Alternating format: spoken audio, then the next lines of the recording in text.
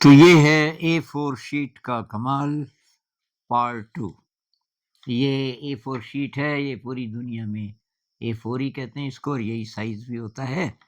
तो इससे पहले वाले वीडियो में हमने देखा कि इसके 2 बराबर हिस्से कर दिए जाएँ, जैसे कि ये, और उसमें से हम एक को अगर ले लें, तो अब आप इसको कह सकते हैं 1/2 1/2 इसके हिसाब से ये यूनिट है, यूनिवर्सल यूनिट भी कह सकते हैं।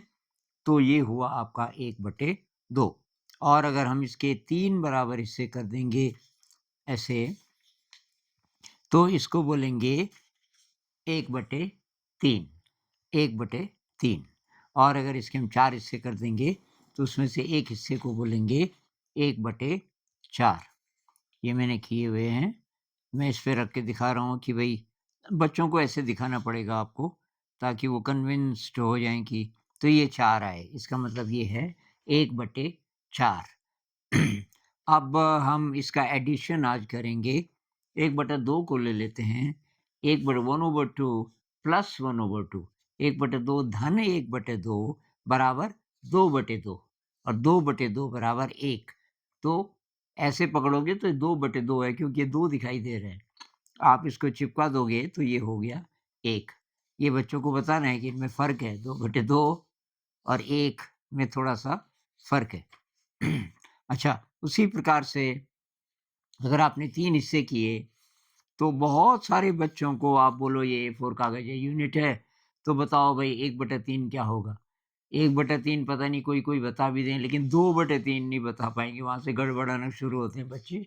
तो 1/3 क्योंकि 1 के 3 हिस्से किए और 1 मेरे हाथ में है, ऐसे-ऐसे 2 हो जाएँगे तो ये हुआ 2/3 और 1 और हो जाएगा तो 3/3 3/3 को मैं चिपका दूँ, तो ये हो जाएगा 1।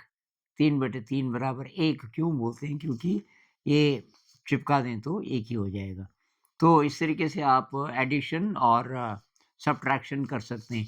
1 ऋण 1/3 बराबर 2/3 1 ऋण 2/3 बराबर 1/3 उसी प्रकार से 1/4 से भी 1/4 प्लस 1/4 बराबर 2/4 2/4 प्लस 1/4 बराबर 3/4 3/4 प्लस 1/4 बराबर 4/4 4/4 को चिपका दें तो वो हो गया 1।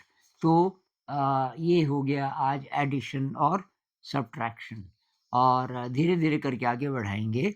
इसके अगले पार्ट में हम इससे थोड़ा आगे की चीज़ लेंगे।